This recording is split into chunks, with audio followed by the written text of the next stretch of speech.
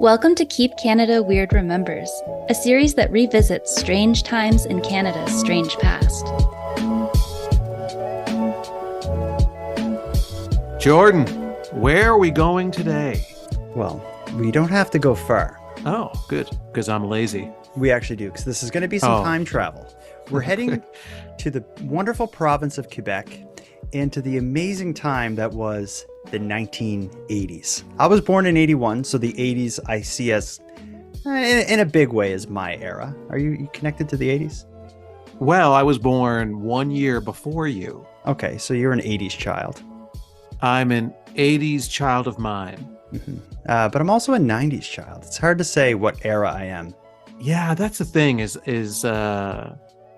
like I've looked at some different like graphs on the internet of if I'm Gen X or am I a millennial. Mm-hmm. And some charts put me as a Gen X, like a late Gen X, and some put me as an early millennial.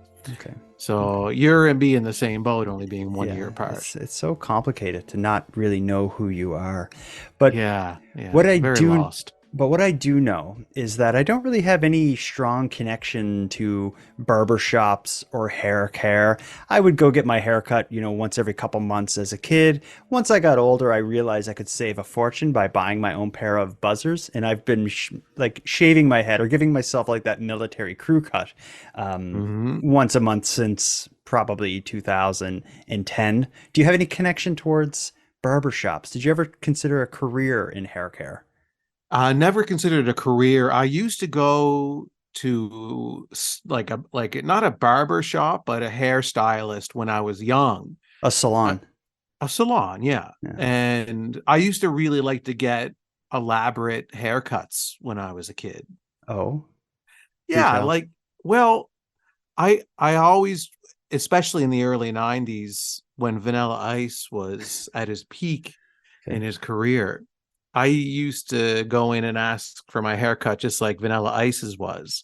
Okay. So I would be like it's hard, this is a podcast, so it's hard to get the visual across, but stand straight up on top, straight up, higher in the front. Along the sides. Yeah, higher in the front, coming kind of designed through the back, but also on the sides it would be buzzed, but there'd be a design like a Z or something going lightning through. Bolts or something cool. Yeah, something like that. And so I used to always try to get something like that when I was young. And I saw one picture a couple of years ago, what my sister still had.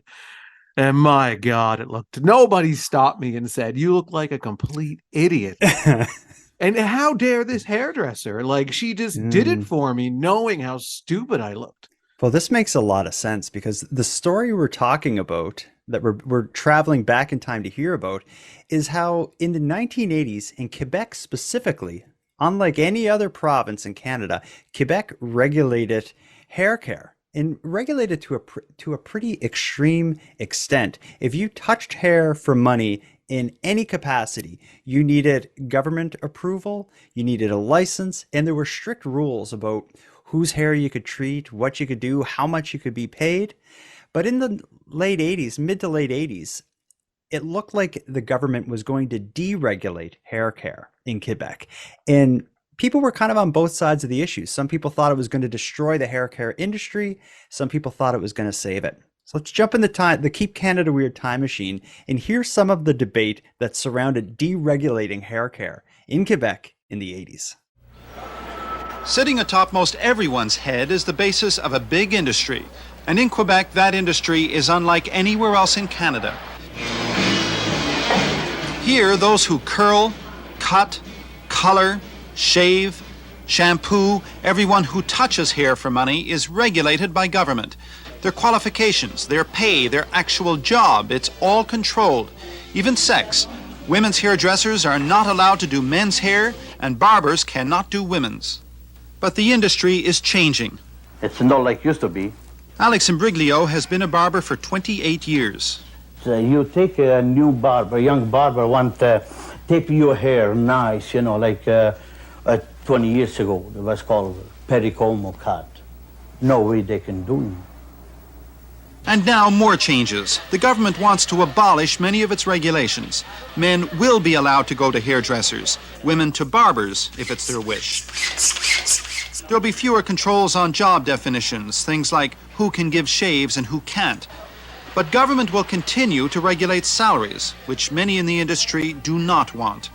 Somebody must have been on a high trip or something when they decided this, because it makes no sense whatsoever.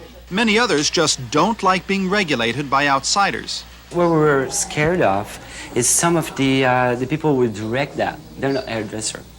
And that's one of the things we don't want to be directed by people who don't know what is the trade. There's no consensus in the industry about how far the government should go, but generally it's felt deregulation is an idea whose time has come. For consumers, not that much will change. They'll still get the style they want, be it the traditional bit off the sides and the back, or whatever. But the business, it will change, and the men's barbers are afraid that they'll be the first victims of the unisex salon. The good barber is going to retire. Tom Kennedy, CBC News, Montreal. Yeah, that blows my mind. Like mid to late 80s wasn't that long ago, but it sounds like they're describing another world, like regulating of all things hair care. And to the extent where it's like men can't cut women's hair. It sounds like they're talking about the 20s or something. I know that part really surprised me that in the 80s, like in Quebec, men were not allowed to cut women's hair and women were not allowed to cut men's hair. Like, that is shocking. Like, yeah, why? Yeah, what went wrong that they needed this regulation? Because it's not easy to get like a bill or like something put on the books and to have regulation come in. It's expensive. Generally, there's like research that needs to be done. You need to justify it and they argue, the opposition is against it and all that political stuff needs to happen before the regulation actually passes. So what the hell happened in Quebec where they're like, we can't have men cutting women's hair and we can't have barbers making too much money. We need to control this. Oh, they're afraid of a mutiny, that the barbers would organize and take over the government, I guess. And this was their only way to control them. But you said at the beginning of this episode that you used to get weird stuff carved in your hair. You had this awful haircut. That was at the time when Quebec was regulating it. I think the haircuts you were getting in Nova Scotia, I wonder if you would have been able to get those in Quebec. And perhaps the regulation saved little Aaron Pierre in Quebec from having that awful haircut. So maybe there could have been a plus side to it. But I just want to say, you had an awful haircut. So did I. And mine had this unfortunate coincidence. When I was a kid, I had a rat tail. You know what that is? The rat tails. Oh, I remember them very clear as day. I was known for years as like the guy with the rat tail because I always had one. If for younger people who are listening, a rat tail is, you would just have like, I don't know, a half a centimeter of hair growing from the middle in the bottom middle of your hairline on the back, and it would just hang down like a rat's tail. Like the rest of your hair was short, and then then you had this long, tiny tail coming out the back that would grow as long as you wanted it. I saw a guy. I used to play floor hockey when I was a kid. Like, it was an organized floor hockey organization. And I remember I got distracted in the middle of a game one time because one of the players on the other team in this other town that we were playing, he had a rat tail that went down past his ass. Oh, wow. So his entire head was like buzzed short, and then he had this massive rat tail. Wow. He must have been cool-ish at a time in some crowds, because people listening who are unfamiliar with rat tails probably think like, that's so awful. Like, how would anyone do that? The reason I got rid of my rat tail is because the New Kids on the Block, when they became very popular, they were the biggest, basically like 4 Justin Biebers in a boy band together when we were kids. One of the people in the New Kids, also named Jordan, had a rat tail. So when Jordan Knight and the New Kids had a rat tail, I had to cut mine off.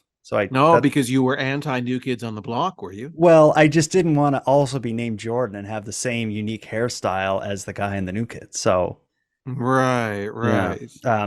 I guess people around me were probably kind enough to tell me like, you should cut that. Whereas people around you were like, Aaron, the vanilla ice haircut looks great. Yeah, you look so cool. Like, dance for us, Aaron, dance. uh, as far as the story with the deregulation of hair care in Quebec, I dug hard. I could not find any updates on this story. I can only assume that not long after the story, hair care was deregulated in Quebec because, as far as I know now, you can get your hair cut from just about anyone that you Yeah, yeah. want.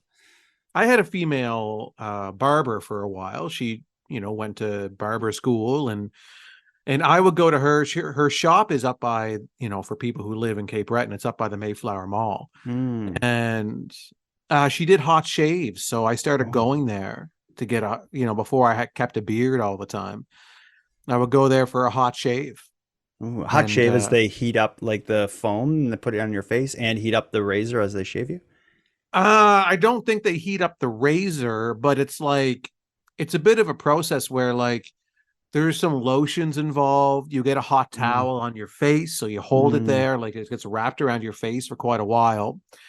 And then you take that off, and then there's some lotions, and then you get a cold towel put on your face. I think that's the order of it. I think the cold towel is last. Yeah, and it's all about skin care, really. Mm. It's a way to kind of exfoliate your skin, maybe. I don't know the science of it. Well, it all Nobody sounds ask, but it all sounds fantastic. I'm it's glad you insanely relaxing. It's I'm, like one of the best things. And the shaving cream that she would use was hot as well. So it mm. came out of a dispenser that kept it warm, and she put it all over your face, and oh my God, I'd drift into heaven. Shave me, shave me. Well, that sounds wonderful. For people in Quebec listening, if you know anything about the deregulation of hair care, we'd love to hear from you, especially if any, they call it zombie laws, which are just these out of date laws and regulations that just remain on the books. I wonder if there's any remnants of this regulation still on the books. And it'd be interesting to hear from someone if they know anything about it. And if anyone listening works in the hair care industry, I'd love to hear your thoughts on 1980s Quebec regulating hair care. What do you think of that? Yeah, yeah. They were trying to stop the bangs. The bangs were getting too big on people's heads. We must regulate hair care in this province.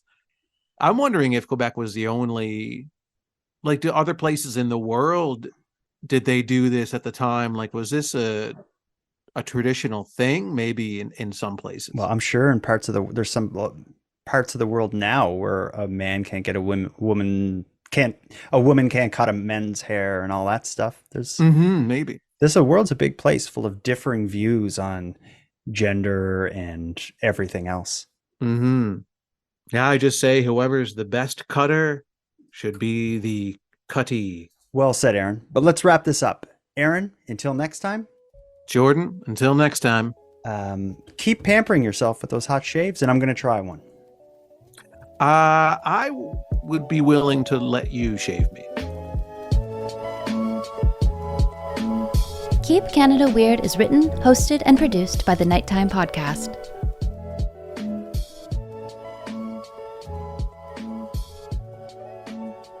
Welcome to Keep Canada Weird. Oh, sorry. Okay, ready? Welcome to Keep Canada. Okay. Keep Canada Weird Remembers. Okay. Welcome to Keep Canada Weird Remembers, a series that revisits strange times in Canada's strange past.